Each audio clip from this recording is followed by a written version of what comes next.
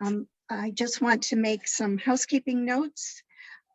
Please note the information in this presentation is for, sorry about that, educational purposes and does not constitute medical advice. Please see a licensed and qualified medical professional for your medical needs. Our information is intended to empower individuals, their families, and healthcare professionals who want to collaborate in the most effective ways in this challenging journey to health and well-being. Thank you for joining us for Brain Boosting Nutrition. Hint, it's not just about the food. I'd like to welcome our speakers, Samantha Anderson and Lisa Feiner. They will introduce themselves and share a bit about their backgrounds. They may ask questions during the presentation and would love to hear your responses. Please type them in the chat box. Also, if you have any questions, type those into the chat box and we will answer them during the Q&A presentation. So take it away, Samantha and Lisa.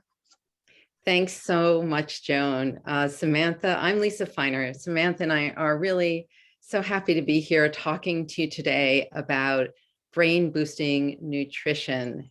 And you've gotten the hint that we're talking about more than just what we put in our mouths. And it's really a topic that's near and dear to our hearts because both Samantha and I know after doing this work for many years that our nutrition is really the key to our health.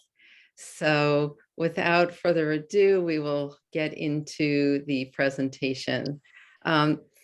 So what you'll hear about today, we could advance the slides.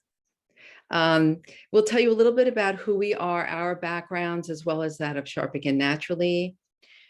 We're going to take you through some of the aspects of brain health and why food is so important among some of the other lifestyle and environmental issues that we face. We'll talk a little bit about brain nutrition and digestion, and then what you can and will do now to take care of your brain. So I'll just start. As many of you might know, I have been involved with Sharp Again since its inception 10 years ago. And I'm a health and wellness coach. I've been doing this work for 20 years. And the blending of my work with elders as a volunteer and a board member of a nursing home kind of brought me to understand that there were actual causes of memory loss and things that we all can do starting literally today to make a really big difference on how well we think and focus and feel and how we can really prevent memory loss in the future. And I've also done some training as a brain longevity specialist. Samantha? Thank you, Lisa. And good morning, good afternoon, good evening, wherever you're calling in from. I am speaking to you today from my home in New York City. And as Lisa mentioned, I too am a health and wellness coach, national board certified. And I received my coaching certification from the Functional Medicine Coaching Academy. And my focus is on working with clients on resiliency through healthy aging programs. And it's a real delight to be here with Lisa and the Sharp Again team to talk with you today about food and food as medicine. And we're going to talk all about that during our conversation. And I'm also a certified RECODE coach, trained in Dr. Bredesen's protocol for reversing and preventing Alzheimer's disease, which some of you may be familiar with. So with that, I'll turn it back to Lisa. Okay, so I want to talk a little bit about Sharp Again Naturally and share with you that our mission is to educate, empower, and support everyone, which means the individual themselves, their family members, a lot of times adult children, to take an active role in keeping your brain healthy and sharp, using a multi-therapeutic approach that is really research and science-based. This is the training that Samantha has through Dr. Bredesen's program. You may be familiar with his book, The End of Alzheimer's, and then the subsequent book, The End of Alzheimer's Program. It's a training that I also am going through, and it's really the only approach that has been shown to reverse memory loss. So it's very exciting to be doing this work and to actually see the results from it. Sharp Again naturally wants to share our vision with you, where we see a world where dementia can be prevented, treated, and reversed, and where each of us has the ability to remain cognitively healthy throughout our lives. So a lot of people call and want to know, we talk a lot about prevention. So, when should they seek help or get educated about the kind of things that Samantha and I are talking about today? Prevention is really the best treatment, right? If you can get educated and start early, because symptoms of memory loss begin up to 2 decades before symptoms even start, that would be the best thing. Oftentimes, though, people go about their lives and they suddenly realize that their memory is not quite as sharp as it used to be. And subjective cognitive impairment is that stage where you notice that something's not right, but most other people probably don't yet. And the thing that characterizes subjective cognitive impairment, which makes most people notice, is that they're typically not remembering things that they used to. Like if you really are great with numbers and you start having problems with numbers, that's a sign. Or if you always remembered people's names and faces and suddenly that's not so easy to do. Or you've been driving on a road home and like suddenly things don't quite look familiar. Those are the kinds of things that we're talking about with subjective cognitive impairment. And that is the time to get help. Because as both Samantha and I will tell you, it's so much easier to nip this in the bud and do something about it right away, as opposed to waiting, because then it becomes harder to reverse. Not impossible, certainly, but it just, as you go through these stages, it gets more difficult. The next stage is mild cognitive impairment, where you will have symptoms, but you will still be able to function pretty well in your life. That will progress to moderate cognitive impairment, where you will have difficulty with the activities of daily living, which are things like, dressing and eating and driving and those sorts of things. Severe cognitive impairment gets to the point where you will need constant supervision. So again, seek help early. So we'd like you to just take a moment and just think to yourselves right now, how well do you think you eat for your overall health and for your brain health?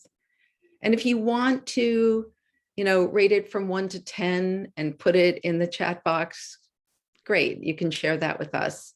And also, have you thought about making any changes to your eating habits? Is that what perhaps brought you to this webinar, to take a listen? Great, so good. We're seeing a few responses. Thank you for sharing. Let me open up my chat box and I'll be able to see a little bit. There we go. Okay, so some of you know that there's room to make some improvements, which is good. I think we all feel that way. Even I, as a health coach, always feel that way, that there's always room for change and for improvement. So Sharp began naturally, working with our medical and dental advisory board, have come up with 10 causes of memory loss that I'd like to just go through quickly and share with you today. We are always looking at the research, and when that research becomes available, we do make additions to this list. As it stands now, the first is nutritional imbalances in the gut microbiome, which we'll talk more about today. Toxins in our food, water, air, work, and home environment. This area in particular is becoming much more prevalent due to our environment and what's been going on. It could be anything from, the fires out west to air pollution. A lot of children in the inner cities have asthma. These things actually eventually affect cognition. So it's important to pay attention to the quality of your food and your water, your air, and your work and home environments. Effects of prescription and other medications includes not only the interactions of medications and the side effects, but often the sheer number of medications that people can be on, especially as they get older. Heavy metal toxicity, there are heavy metals in our environment naturally, but we are also, again, as I was saying earlier, exposed to heavy metals. They could be silver fillings in our mouth and teeth. It could be fish that are very large, like tuna and swordfish, that accumulate mercury because those fish are in the ocean a long time. Hormonal imbalances. This includes thyroid, the gender hormones like estrogen, testosterone, progesterone. It includes cortisol. So sometimes these hormonal imbalances is when you have too little of the hormone, but sometimes it can also be when those hormones are at elevated levels. And then we're looking at low-level infections. And, this really highlights the inflammation that could be in the body. And frankly, when you're exposed to a lot of these things, the body responds with an inflammatory response.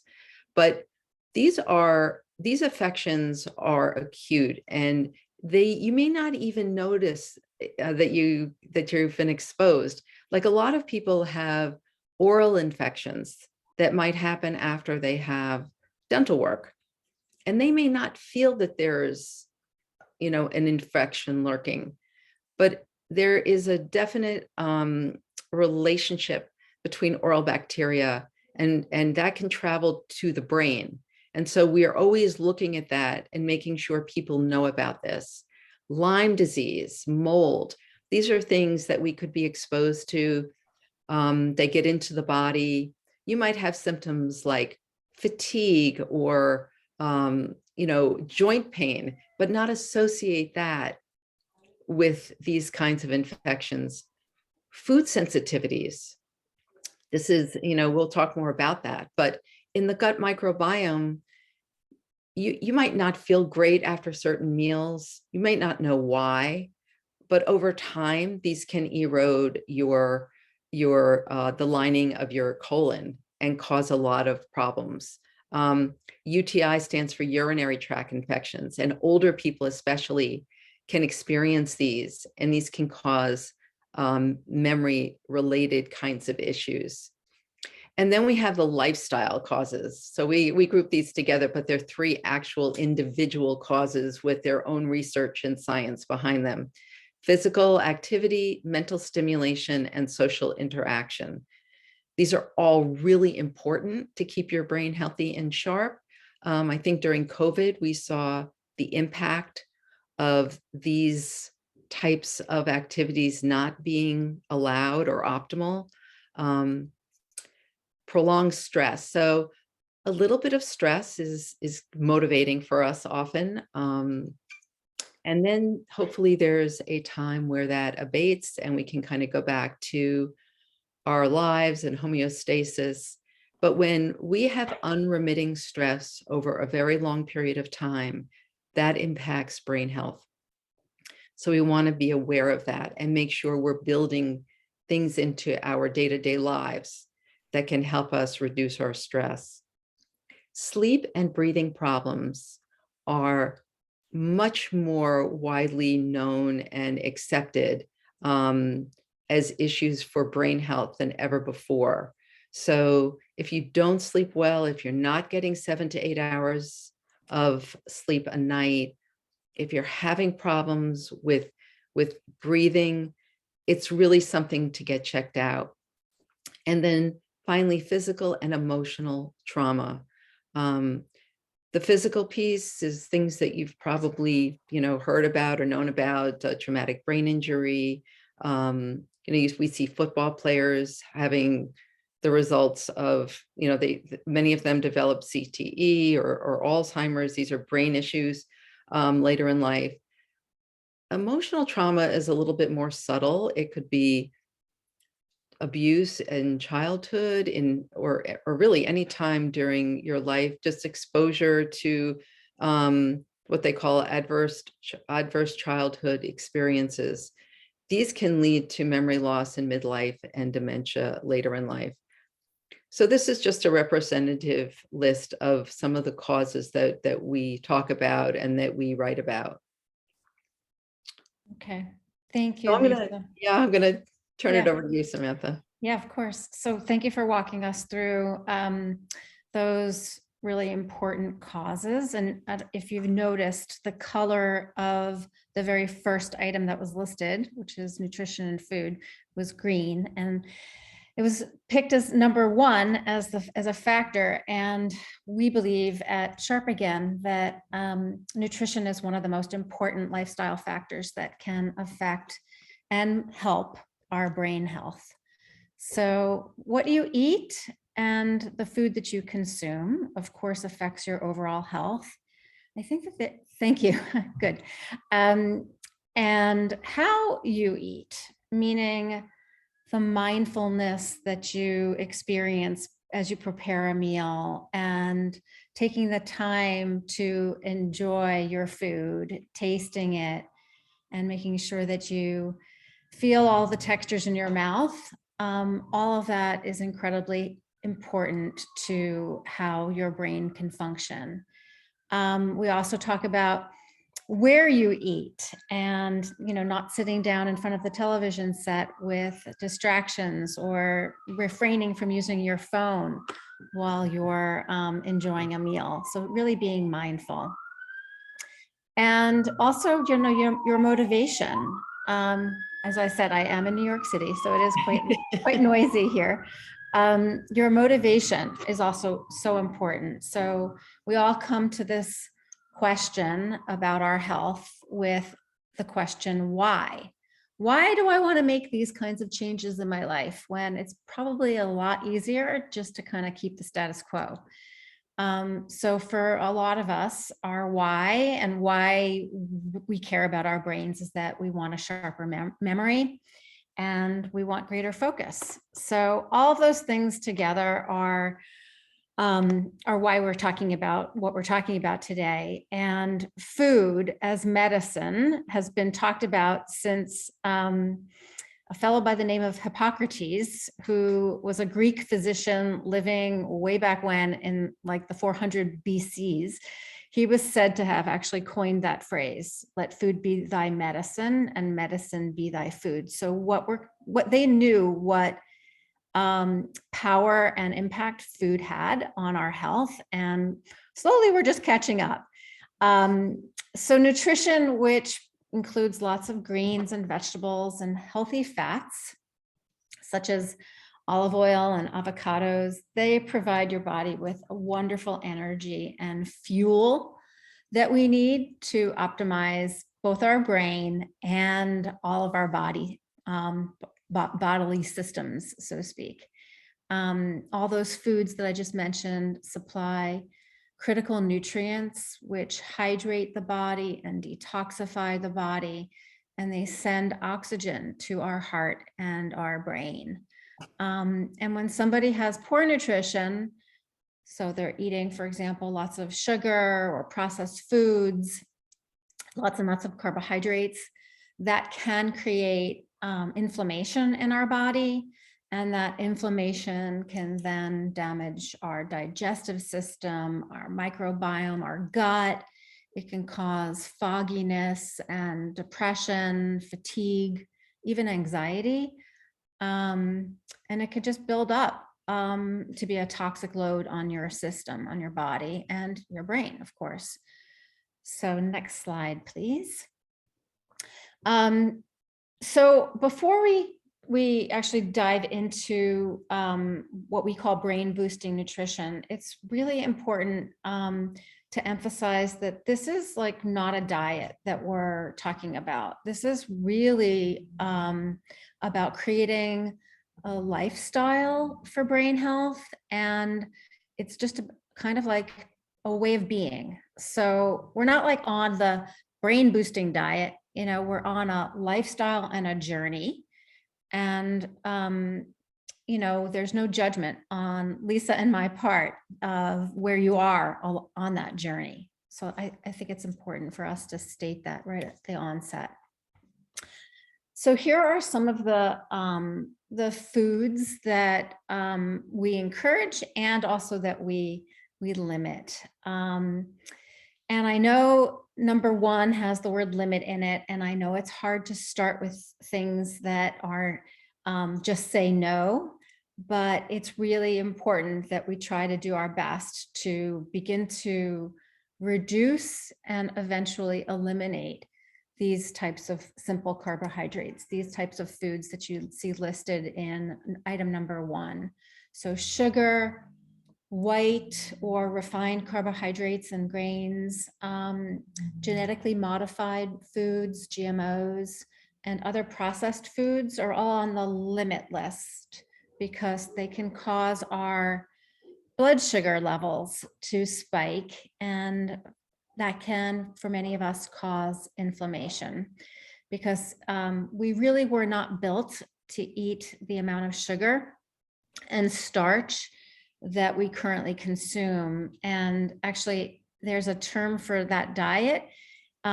It's called SAD, S-A-D, and it is sad. It is sad, but that's not what it stands for. It stands for the Standard American Diet. And we really want to veer away from that very sad diet to one that's, I guess, abundant and flourishing in the way that we can process it. So when we have very chronically high blood sugar, our cells cry out, you know, oh gosh, turn down the volume, and they start to create some resistance or protection.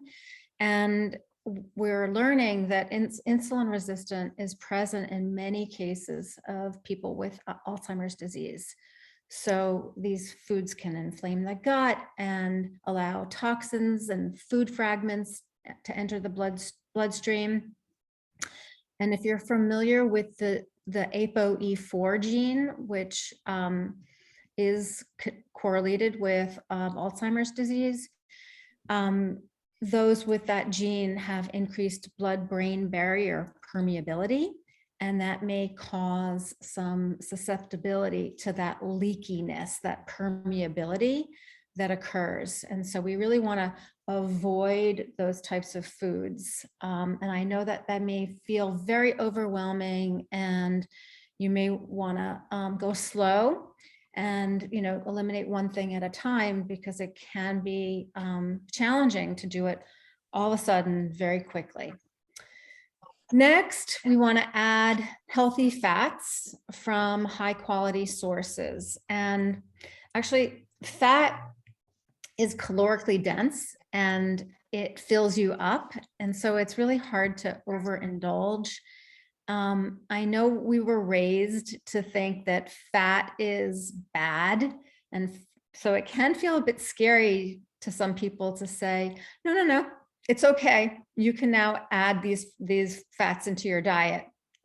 But we are here to say, please consider adding some walnuts and avocados and olives and seeds, and chia seeds and flax and even some seaweed. All of these healthy fats help promote something called ketones or ketone bodies. And by combining these fats with some plant-based low carbohydrate foods, along with exercise and fasting, which I'm going to talk about shortly, you can create these ketone bodies, which will be fuel for your brain. And it's so important for our brain health because actually the brain consists of about 60 to 70% of fat. And you see the word SMASH there on the screen. That stands for some of the small fish that are wonderful sources of healthy fats: salmon, mackerel, anchovies, sardines, and herring. That stands for SMASH, and they're wonderful sources of healthy fats. And then you want to get high polyphenol olive oil, which we love to encourage you to not drink olive oil, but definitely use it abundantly. And look for cold press olive oil. They will say that on the bottle. And I use the word bottle because we definitely want glass jars, because oil can cause plastic to leach, and then that could lead to toxic exposure, which is one of the causes of memory loss that Lisa mentioned. So nuts and seeds, I mentioned, we want you to go nuts for nuts and look for fresh and raw and organic when possible, soaked and sprouted if you can find them. And then we want to encourage a rainbow of colors on your plate. So unlimited quantities of leafy greens, which really help the circulation and oxygen in your body. And of course, that will boost your brain health.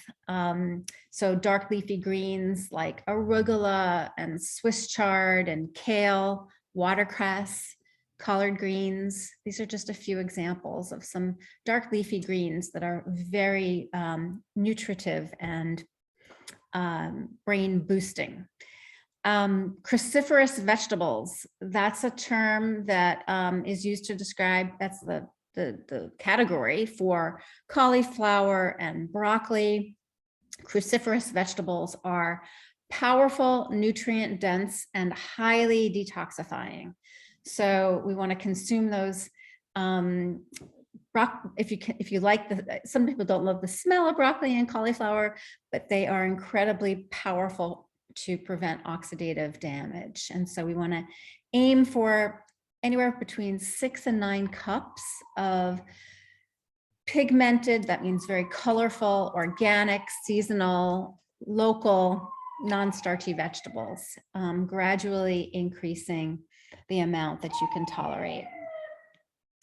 And if you can challenge yourself to try a new vegetable every time you go shopping. So, you're strolling through the vegetable aisle and you see something that you've never tried before, put it in your cart and give it a shot. Really have fun with all of that. And last but not least, we love herbs and spices, and we call those herbs and spices sometimes the pharmacy that's in your kitchen because they are incredibly medicinal. So turmeric is like a very common spice that you will have in your kitchen cabinet. Just put a little bit of turmeric, cinnamon as well, very anti-inflammatory and wonderful, and so easy to just spray a bit into your dishes. Okay, next slide, please. So what we're trying to do is improve the amount of vitamins and minerals and nutrients that are going into your body. And that's what all of this variety is doing, all of these wonderful vegetables. And you want to eliminate foods that are processed with artificial flavors and coloring. You really want to remove or eliminate sweeteners and preservatives because we know that many of the sugar substitutes are actually, they can be cancer producing. So we really want to avoid them when you can. And we're going to encourage you to consume prebiotics and probiotics to improve your digestion. And I'm going to get there in a second. We're going to talk about, actually, I can do it now. Prebiotics are super important for our gut health because they provide this healthy gut bacteria that we want to cultivate to keep our gut happy, because when our gut is happy, guess what is happy? Our brain as well. So foods that are rich in prebiotic fiber, of course, you can always buy a supplement, a prebiotic and a probiotic supplement, but food is really the best way to consume and get this kind of nutrient. And the types of foods that are high in prebiotic fiber are root foods and tubers. Celeriac is one, carrots are another, and Jicama. jicama, that's a great example. That's as my well. favorite. Jicama, yes, and you're in California now, so you probably have jicama everywhere. And you want to make sure that you cook them very minimally, because some of those prebiotic fibers can be destroyed while you're cooking them. So artichoke hearts are another example, dandelion greens, some of the onion family also are very high in prebiotic fiber. So like onions and leeks. And then probiotics also contain wonderful bacteria for the gut. And that includes things like pickles, if you like pickles, olives, sauerkraut, tempeh is another example of a probiotic food. And so try those and, see how you like them. Hydration, we definitely want you to be drinking. And a good rule to follow in terms of like how much water is the right amount is just to drink about half your body weight in ounces. So if you weigh 120 pounds, you'll want to drink about 60 ounces of water per day, roughly. I mean, give or take. And last on this slide is to minimize the amount of pesticides and herbicides in your foods. Lisa mentioned this as well in the list of 10. If you go to the next slide, you can see that the environmental working group, and we can put a link to where to find this. Oh, look at that. Somebody did that so quickly. Thank you. The Dirty Dozen is published by the Environmental Working Group annually, and the Clean 15 as well. And those two lists, you really want to hone in on the Dirty 12 and avoid purchasing any of those foods if they are not organic. So those are like the must-buy organic foods, those Dirty 12. And then the Clean 15, if you can't find organic or you're trying to maximize your budget, you can get away with, so to speak, buying those Clean 15 in a non-organic availability. Okay, next slide, please. Now we're going into one area. I've been talking about foods to eat and of course limit as well. And it's also worth mentioning, if you could just pull up all of those. Great, thank you. Not eating is also really helpful for the brain, and taking a pause from eating helps with a variety of health concerns. It can help stabilize blood sugar, and it can also aid in cell renewal or regeneration even. When we fast, our body is not digesting, right? So there's something called autophagy that is stimulated when our body goes into fasting mode, and our cells get cleaned out, and worn out or damaged cells start to get recycled or killed off. And so it's really important just to kind of take a break, like have a fairly wide window between stopping eating at night and then resuming. Now, we know it's not an easy thing to do to fast, and you, again, may not want to do this right away, right as you're like, if you have never fasted before, don't start tomorrow. Like you have to phase that into your life, and you can go slow in trying it out. But you can see here, there are quite a number of health benefits that you will enjoy by giving yourself a little bit of a larger window, they say in fasting lingo, to resume eating. So you could even just start out by stopping eating at night with about 3 hours before bedtime. That will give your body some time to digest your food before sleeping. Okay. And again, if you are, if you are experiencing lightheadedness or irritability, or you have a blood sugar issue, you must please consult your physician, because it's very important that they help you balance your sugar, and you want to avoid a hypoglycemic episode when your blood sugar gets very low. All right, so next slide. Improving digestion.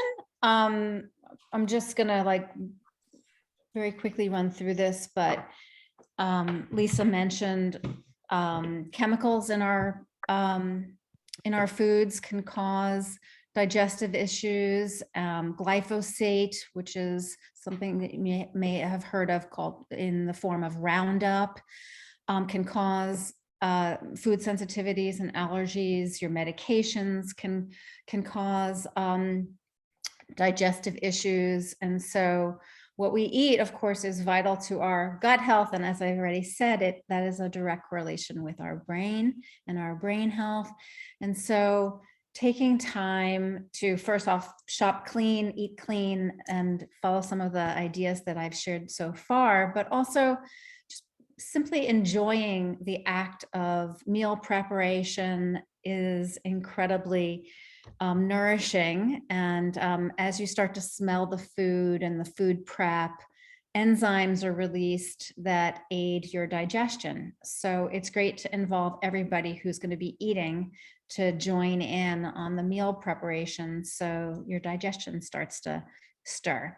I talked about mindfulness and being mindful when eating.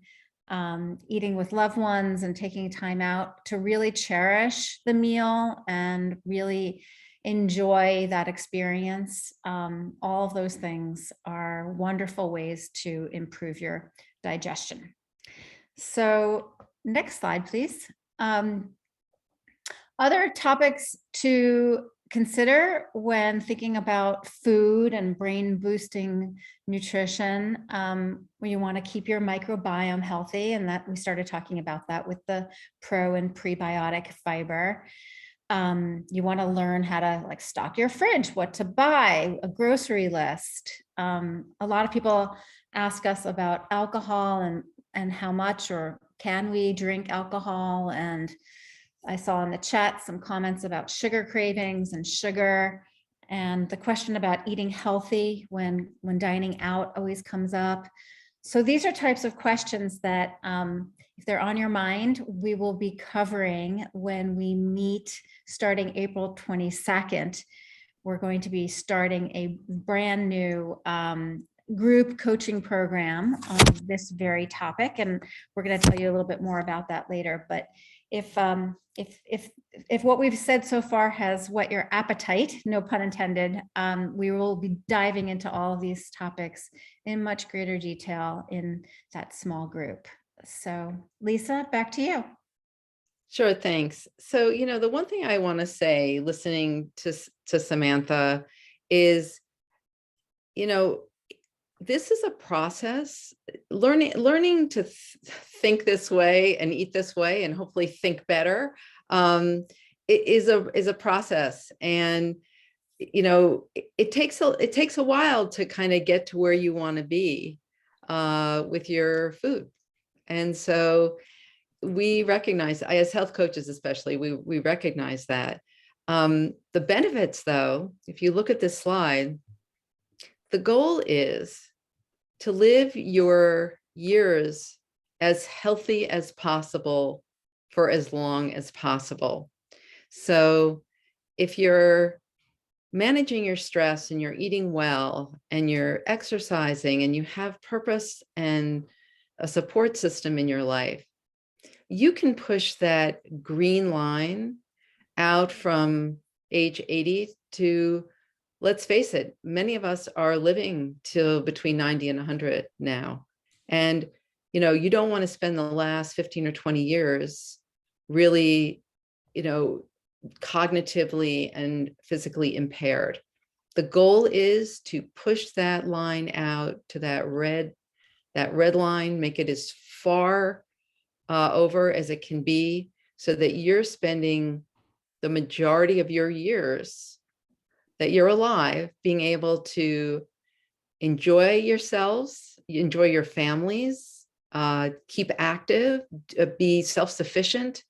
I think this is what we hear from our clients. This is their goal. This is the why.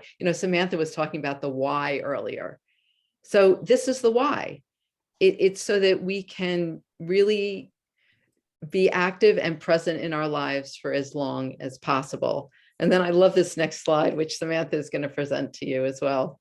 Yeah, this is great research that shows that as we get older, we actually get happier. And so it's in this oldest age that is, I presume it peaks at 74, but it probably, continues. And it's this beautiful story that, what greater incentive, what greater why do we have to feel our best and have the sharpest minds when we're the happiest at this great old age of 74 and, feeling abundant and being able to do all the things that we want to do. So connecting our lifespan, health span, and happiness span. And we're happy to be able to do that work with you. So let's go to the next slide. We want you to think about what your takeaway is from what you've listened to today. What's one thing you learned that you will do for your brain or that you'll try to put in place starting today? And if you want to share and put that in the chat box, that would be great. Then we can get a sense of really, what's on your mind and what are your goals. And this is really something that if you want to work toward, these are some of the things that we do in the program, is that we set goals and we help you to achieve them, as does the group. So we're seeing eat clean most of the time, too much sugar. So absolutely, I think we can all relate to that. How you eat can be improved. Yes, absolutely. For so many years, I have to be honest, I ate on the run. I tried to eat as quickly as possible so I could get more stuff done. And it didn't suit, it didn't serve me. So that's really something I also have experienced. Checking those produce stickers for the numbers that Sue had written about. So if you look at the stickers, you have 9 in front of all of your organic produce. And I think 8 is just traditional. And then there's genetically modified, I think is, I don't know. There are 5s and 6s, but you can find that out. Enjoying the preparation and eating more mindfully. Yeah, it can be almost meditative to do your chopping, and including more prebiotic and probiotic foods. Yes. So learning a little bit more about what those are, trying some that perhaps you really haven't been exposed to before. There's a lot out there, those fermented foods, and So that's a great representation. Thank you so much for sharing that. Yeah, All I right. just want to mention too, the cauliflower and broccoli, those cruciferous vegetables, they actually have even more nutrients and antioxidant properties if you cut them and let them sit for like 30 minutes or so on the side, like on a cutting board, and cooking them then. There's something in the cutting. So somebody mentioned, the sort of slowing down and using that time to sort of reflect and be meditative and mindful. You can sort of like put that energy into chopping your vegetables, letting them sit, and then you can begin. That's great. I did remember reading that, but I'm so glad you mentioned that, Samantha. Yeah. Okay, so moving on. We just want to spend a couple minutes just giving you the parameters of the program that we've been alluding to, just so that you'll know what's coming up and see if it's something that might be right for you. Samantha and I are going to be teaching in about a month's time a Eating for Body and Brain program, which consists of 6 group coaching sessions, but I think even more important, a beginning and a kind of bookending with 2 one-on-one coaching sessions. And that will really help to establish goals and have, you work toward, just those small steps that I mentioned, the process. Again, it's not so easy, right? So we're here to help you and support you. Sharp Again naturally has lots of resources and education that we also share. And then we just are sharing some testimonials from the regular Stay Sharp coaching program about people bringing their different issues to the groups, and even in a 6-week program, being able to cut down on snacking by about 70%, appreciating the coaching and the group support, and someone noticing that their energy levels have improved. And I think that is one of the things you see first and foremost when you change up your diet a little bit and you let some of those simple carbs and sugars go and you replace them with some of these healthy foods that Samantha was talking about. Your energy is better and you often will sleep better, especially because of that fasting window. So the program starts April 22nd and it's only $79. We've really been able to reduce the cost because we've had some very generous donors. So if you want more information or have questions, please feel free to email us at info@sharpagain.org.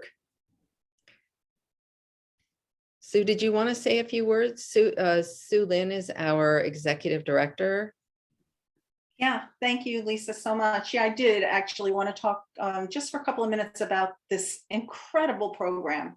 As the executive director, I cannot tell you how often I hear from the coaches and from the participants about the value of these programs. And we offer different types. We offer a foundational program. We offer an advanced program for those who want to go a little bit further. And we've got this really great new program, Eating for Body and Brain, that's going to be starting on April 22nd. And no matter which program you go into, although I am hoping that you are interested enough in what you have heard about today, which is always so mind-blowing for me. No matter how many times I hear these types of presentations, I always learn something more. But you will not get the depth and breadth of information and the access to health coaches anywhere else than you get here through our group coaching programs. For a $79 fee, you are getting 2 one-on-one coaching sessions and 6 group coaching sessions. You would not even get access to a health coach for $79. And here you're getting 2 individual coaching sessions plus your groups. There is no better way to start thinking about, how to stay healthy, how to prevent memory loss, or if you're starting to see those little blips or hiccups or whatever you want to call them, to kind of put the brakes on so that it doesn't continue. This is the program for you. It's not for those who are, so far along the journey that unfortunately they will not be able to take advantage of it. This is for people like us, people who have come to the webinar today who want to learn more. And it's a deeper dive, and it's getting that one-on-one with the coaches so that you can tailor programs around your lifestyles and things that work for you. So, I just do want to say this is a group coaching program, but it is a small group. So we try to keep participants to no more than 8 people, which means that space is limited. So if you are interested, please consider signing up sooner than later. And you can always email us if you've got questions or you want more information. Thanks, Lisa. Thank you, Sue. So we have 2 upcoming webinars we just wanted to share with you. There's one on stress, trauma, and brain health. That's Tuesday, April 5th at 7 o'clock. These are free. And if you're on our email list, you will get notification. These are also on our website, sharpagain.org, and also the social connection and brain health, which is Friday, May 20th at 11 a.m. And many of these are given by either our health coaches or members of our medical and dental advisory board. So they're doctors and dentists and other people who see patients and know how important these topics are. So next steps are, we encourage you to visit our website. It's very informative and there's a lot there. You can see how to get support. There's information, there are recipes. You can sign up on our email list, as I mentioned. So we put it, as the research comes out, we try to keep people informed of what is newsworthy and important for you to know, things you can incorporate in your life right away. If you want to join or refer someone, many of you may not be interested or feel like you need the program, although I always feel like I need this kind of thing. But you may know people who really could benefit, and we encourage you to refer them to us. And we get referrals all the time from our doctors and people who have been through our programs. And then also, we are a nonprofit, and we are fortunate to be able to offer some of these programs, but only because we have financial support from individuals and grants and things. So we ask you to make a donation if you feel like this has been helpful to you. So thank you very much. That kind of ends our formal part of the presentation. We're going to go into Q&A. This is how to reach either myself or Samantha. If you have particular questions or want to talk to us after the webinar. And if you've got questions, please put them into the chat box and we will. Yeah, there's one, I see one question from Jill that I don't think we answered yet. And that is, what do you suggest to eat if one cannot eat fish or walnuts?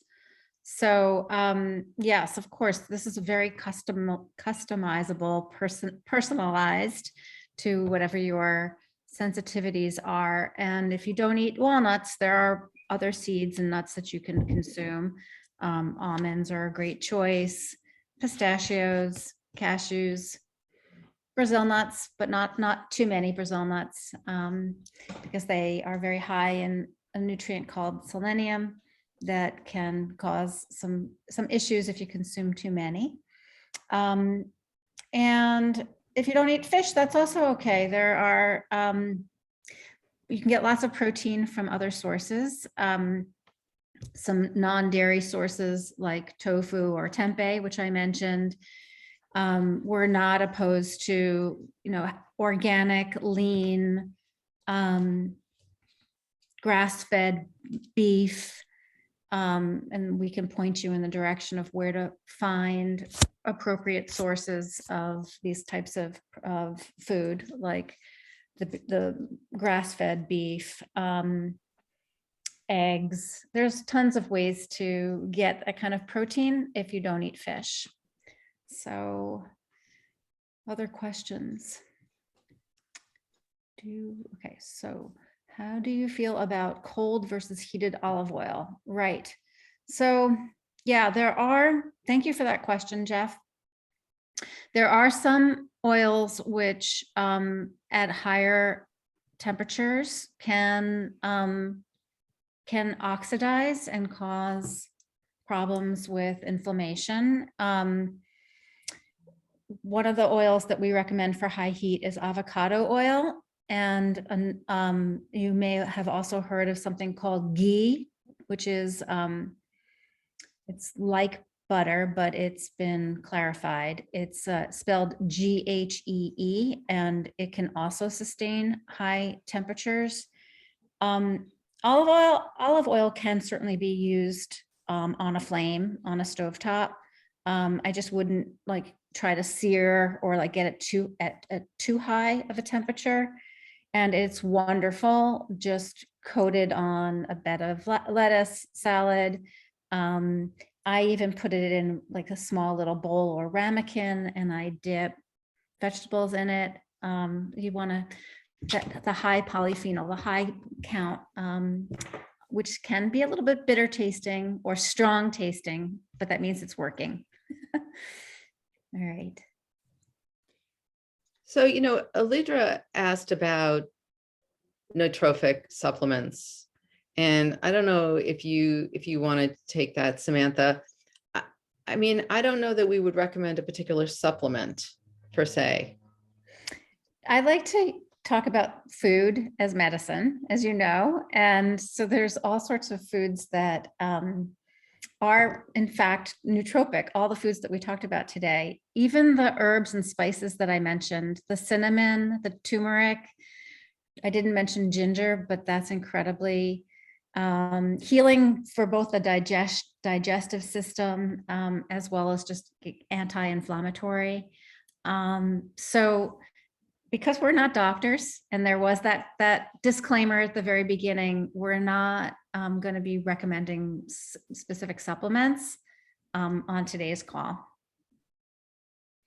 Let's talk about kombucha for a minute, because kombucha, I get that question a lot, and it is fermented, so you would think it would be a very good probiotic, and it does have probiotic qualities to it, but many kombuchas have a lot of sugar in them. So that's the one thing to be aware of and to pay attention to. There are some that are lower in sugar, but you have to look for them. It's not the ones that are typically, the more popular ones, right? Because the more popular ones are sweet. So just keep an eye on that. I wouldn't suggest they come in large bottles or cans. I certainly wouldn't drink, one a day or anything. I would limit it, but it can be a good source, I think, of prebiotics. Yeah, I think that's exactly how I would have answered that. Sort of sneaky sugar can get into lots of different places. You have to really check the nutritional value on things that you're consuming. Bettina asked, what does nootropic mean? And it means brain boosting or brain support. There are a lot, let's face it, in the last 2 years or 3 years, as there have been a lot more webinars and books and booklets and all sorts of things written about brain health. Most of them infomercials, like they're pushing one nootropic or another. Like it's all about the supplements. People ask about Prevagen all the time, and you might get lucky and have something be a good combination for you, but typically what I've been told is, especially if people are truly on this road of cognition, kind of going downhill, that they will only work for a certain period of time. They're not going to be your panacea.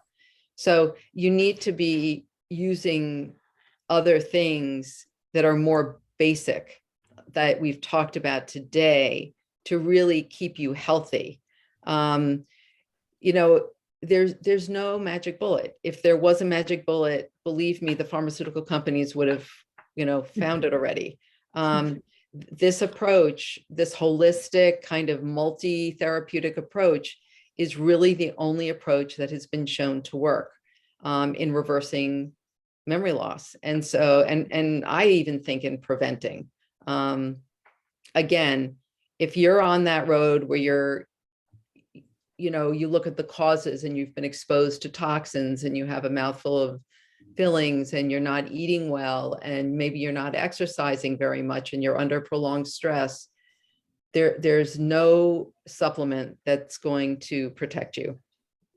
Yeah. At this And point. as Karen wrote in the chat, brain issues can be multifactorial. Like there are many reasons why you may have cognitive issues, and obviously nutrition is a very important critical factor in boosting and helping and supporting, but there are other reasons why you can be experiencing brain loss, memory loss. Well, thank you, Lisa and Samantha, for your wonderful presentation. And thank you to everyone for joining us today. I will be sending out a link with the recording along with resources and program information, and I'll get that to you by tomorrow morning. And I hope you guys learned a lot and that we see you at upcoming webinars and small groups. Please don't hesitate to reach out to us at info@sharpagain.org. Thank you, everybody. Thank you. Thank Great to you. see you today.